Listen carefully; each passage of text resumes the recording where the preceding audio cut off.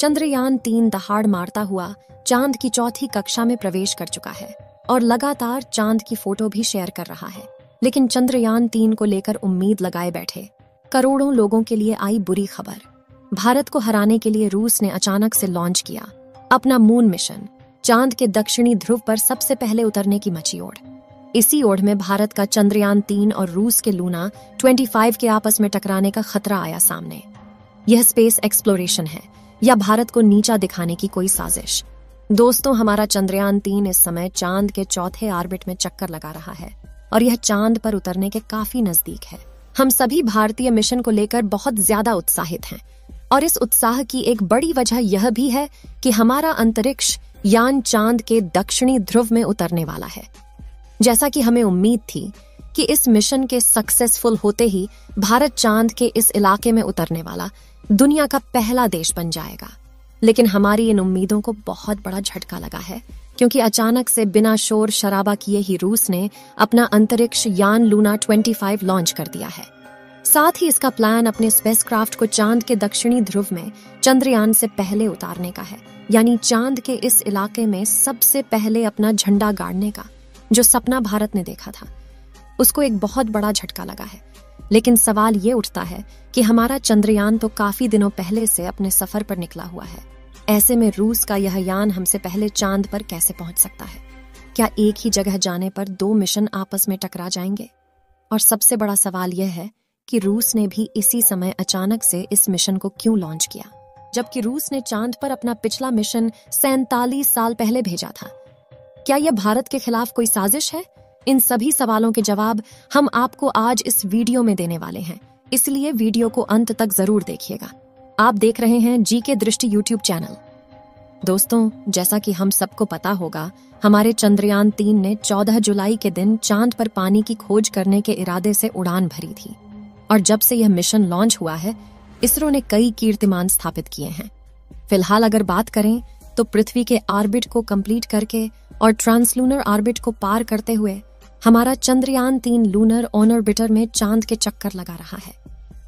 इसरो की प्लानिंग के मुताबिक 16 अगस्त को चांद की 5वीं कक्षा पूरी करने के बाद इसकी डी ऑर्बिटिंग स्टार्ट करनी है और उसके बाद हमारा विक्रम लैंडर अपने रोवर और बाकी दूसरे उपकरण लेकर बड़ी ही सावधानी से 23 अगस्त के दिन चांद की सतह पर उतर जाएगा। अब उम्मीद तो सभी को यही थी कि इसकी सॉफ्ट लैंडिंग के साथ ही भारत चांद के दक्षिणी ध्रुव में उतरने वाला पहला देश बन जाएगा और यह एक बहुत बड़े गर्व की बात होती। लेकिन रूस की स्पेस एजेंसी रॉसकॉस्मॉस में भारत की उन उम्मीदों पर पानी फेरने वाला काम किया है।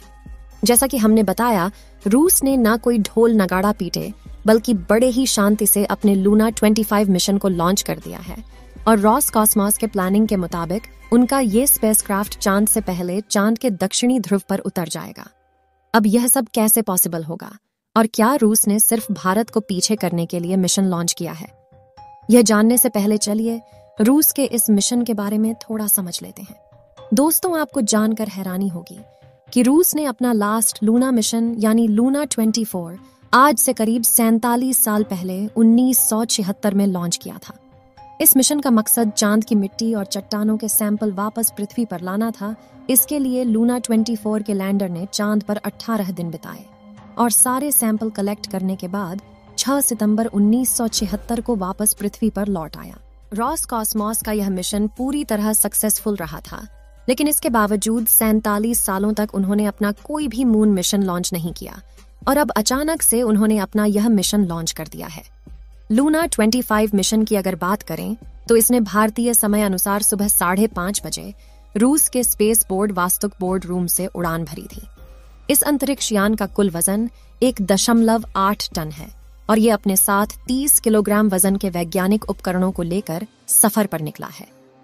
रूस का लूना 25 मिशन का मकसद चांद के दक्षिणी ध्रुव पर सॉफ्ट लैंडिंग करने वाला दुनिया का पहला देश भारत नहीं बल्कि रूस को बनना है और चांद की आंतरिक संरचना और सरफेस मटेरियल पर शोध करना और पानी की खोज करना होगा। इसके लिए चांद की सतह में करीब 6 इंच गहरा गड्ढा खोदकर वहां से सैंपल निकालना होगा और फिर उसमें जमे हुए पानी की खोज करेगा, जो कि चांद पर मानव जीवन के पनपने के लिए बहुत महत्वपूर्ण है। अपने इन सभी कामों को अंजाम देने के लिए लूना 25 का लैंडर चांद पर करीब 1 साल तक रहेगा और एक्सपेरिमेंट करेगा, जबकि हमारे चंद्रयान 3 का मिशन सिर्फ 2 हफ्ते का होगा। अब बहुत से लोग के मन में यह सवाल भी उठ रहा होगा कि रूस का यह अंतरिक्ष यान हमारे चंद्रयान के लिए कोई बाधा तो नहीं बनेगा, क्योंकि दोनों मिशन तकरीबन एक ही समय पर चांद के एक ही इलाके पर होने उतरने जा रहे हैं। इस पर रूस की स्पेस एजेंसी की तरफ से यह कहकर आश्वासन दिया गया है कि दोनों मिशन एक दूसरे के रास्ते में बिल्कुल नहीं आएंगे, क्योंकि चांद का दक्षिणी ध्रुव बहुत बड़ा है और उस पर सारी स्पेस एजेंसियां एक साथ एक ही समय पर अपने मिशन भेज सकती हैं। इसके अलावा रूस की स्पेस एजेंसी रॉसकॉस्मोस की तरफ से यह भी बताया गया है कि उनका यह यान 5 दिन के अंदर चांद के ऑर्बिट में पहुंच जाएगा। यानी 16 अगस्त को लूना 25 चांद पर पहुंच चुका होगा और इसके बाद 4 से 5 दिन चांद के ऑर्बिट में रहने के बाद यह चांद की सतह पर सफलतापूर्वक लैंड कर जाएगा।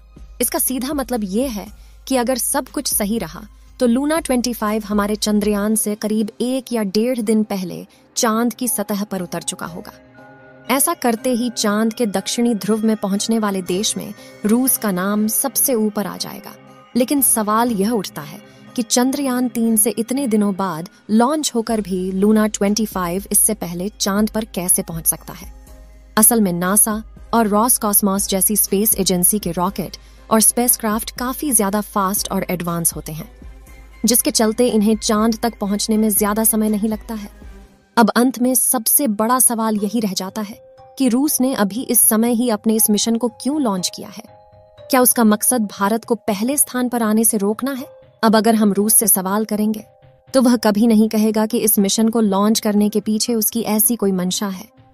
मगर इसका जवाब खोजने के लिए अगर हम इतिहास में थोड़ा पीछे जाए तो चीजें काफी हद तक साफ हो जाती हैं। फिर भी दोस्तों, हम किसी पर आरोप नहीं लगा रहे, लेकिन रूस और अमेरिका का इतिहास कुछ ऐसा ही रहा है कि वह स्पेस एक्सप्लोरेशन के मामले में हमेशा पहले नंबर पर रहना चाहते हैं। यहां तक कि 1951 से लेकर 1975 के बीच स्पेस एक्सप्लोरेशन के फील्ड में अमेरिका और सोवियत यूनियन के बीच मुकाबला भी लगा हुआ था। दोनों ही देश कुछ भी करके आगे निकलना चाहते थे। यहां तक कि इनकी सोच की वजह से बहुत से वैज्ञानिक, एस्ट्रोनॉट्स और बहुत से बेजुबान जानवरों को अपनी जान भी गंवानी पड़ी थी। इतिहास में इस इवेंट को स्पेस रेस का नाम दिया गया था। तब से ये दोनों देश इस फील्ड में खुद को सबसे आगे या कहीं सबसे ऊपर रखना चाहते हैं।